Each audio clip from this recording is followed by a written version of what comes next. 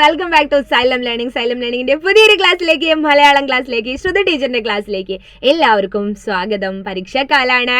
അപ്പോൾ പരീക്ഷയ്ക്ക് തേടി നടക്കുന്ന ചില ചോദ്യങ്ങൾ നിങ്ങളെ പരിചയപ്പെടുത്താനാണ് ടീച്ചർ വീഡിയോസിലൂടെ വരുന്നത്.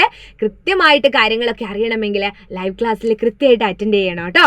അപ്പോൾ ടീച്ചർ ഇന്ന് പറയുന്നത് പരീക്ഷയെ ചിരിച്ചുകൊണ്ട് നേരിടാം എന്ന് നമ്മൾ പറയാറുണ്ട് അല്ലേ. അപ്പോൾ പരീക്ഷയെ ചിരിച്ചുകൊണ്ട് തന്നെ നേരിടണം. കാരണം കൃത്യമായിട്ട് കാര്യങ്ങൾ എഴുതാൻ നിങ്ങൾക്കറിയാം. പിന്നെ എന്തിനാണ് ടെൻഷൻ? ഒട്ടുമില്ല അല്ലേ. അപ്പോൾ ആത്മകഥ എഴുതുന്നത് എങ്ങനെയാണ് എന്ന് നോക്കാം. നിങ്ങൾക്ക് കാണുമ്പോൾ തന്നെ അറിയാം എന്തിനെ കുറിച്ചാണ് ആത്മകഥ എഴുതുന്നത്. വിക്ടോറിയ വെള്ളച്ചാട്ടം എന്ന് പറയുന്ന ആ ഒരു പാഠം നിങ്ങൾ പഠിച്ചിട്ടുണ്ടായിരുന്നു. SK പൊറ്റക്കാടിന്റെ യാത്രാ വിവരണ അനുഭവമായിരുന്നു അതല്ലേ. അപ്പോൾ നമുക്ക് വിക്ടോറിയ വെള്ളച്ചാട്ടത്തിന്റെ ഒരു എന്തെഴുതാ ആത്മകഥ. അത് എന്തിനെ കുറിച്ചും ടീച്ചർ ഒരു ഉദാഹരണം മാത്രമാണ് ഇവിടെ പറയുന്നത്. ഇതൊന്നല്ല നിങ്ങൾക്ക് പരീക്ഷയ്ക്ക് വരിക, വേറെ എന്തിനെങ്കിലും കുറിച്ചുള്ള ആത്മകഥയായിരിക്കും നിങ്ങൾ എഴുതേണ്ടി വരിക കേട്ടോ.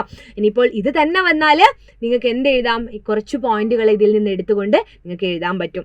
ഞാൻ ജനിച്ചത്, ആര് ജനിച്ചത്? വിക്ടോറിയ വെള്ളച്ചാട്ടം. ഞാൻ ജനിച്ചത് സാംബിയിലെ എംവിനിലുങ്ക ചതുപ്പ് നിലയത്തിൽ നിന്നാണ് അല്ലേ. എംവിനിലുങ്ക ചതുപ്പ് നിലയത്തിൽ നിന്നാണ്. ഇന്ത്യ മഹാസമുദ്രത്തിൽ നിന്ന് ആഫ്രിക്കയിൽ നിന്ന് ഒഴുകിയെത്തുന്ന ഏറ്റവും വലിയ നദിയും ഞാനാണ്. ഇന്ത്യ മഹാസമുദ്രത്തിലെ ആഫ്രിക്കയിൽ നിന്ന് ഒഴുകിയെത്തുന്ന ഏറ്റവും വലിയ നദിയും ഞാനാണ് എന്ന് ആര് പറയാണ്? വിക്ടോറിയ. ഇതിൽ എനിക്ക് അഹങ്കാരമൊന്നുമില്ല. എൻ്റെ മാർഗത്തിൽ ഏറ്റവും മനോഹരമായത് നിങ്ങളുടെ ഭാഷയിൽ വിക്ടോറിയ വെള്ളച്ചാട്ടം തന്നെയാണ്. എത്രയോ ജനം എൻ്റെ ജലപാതം അല്ലേ, ജലപാതം എന്ന് പറഞ്ഞാൽ ആ വെള്ളത്തിൻ്റെ ആ ഒരു വീഴ്ച അല്ലേ, എൻ്റെ ജലപാതം കാണാൻ എത്തുന്നു. വിസ്മയത്തോടെ മടങ്ങുന്നു. നമുക്ക് അത്ഭുതം തോന്നാറില്ലേ സദാ വെള്ളച്ചാട്ടം കാണുമ്പോൾ തന്നെ. അപ്പോൾ ലോകത്തിലെ ഏറ്റവും വലിയ വെള്ളച്ചാട്ടമായ വിക്ടോറിയ എങ്ങനെയുള്ളതായിരിക്കും? നമ്മൾ പഠിച്ചതാണ്. അപ്പോഴെല്ലാം ഞാൻ ആലോചിക്കാറുണ്ട് പ്രകൃതിയുടെ വിസ്മയങ്ങളെക്കുറിച്ച്. ഞങ്ങളുടെ അമ്മ പ്രകൃതിയാണല്ലോ. സഞ്ചാരികൾ എന്നെ കണ്ട് ആഹ്ലാദത്തോടെ അല്ലെങ്കിൽ അത്ഭുതത്തോടെ സംസാരിക്കുമ്പോൾ എനിക്ക് അതിയായ ആഹ്ലാദമാണ്. ഇനിയും ഒരുപാട് കാലം കാഴ്ചക്കാരെ വിസ്മയിപ്പിച്ച് ഒഴുകാനാണ് എൻ്റെ ആഗ്രഹം.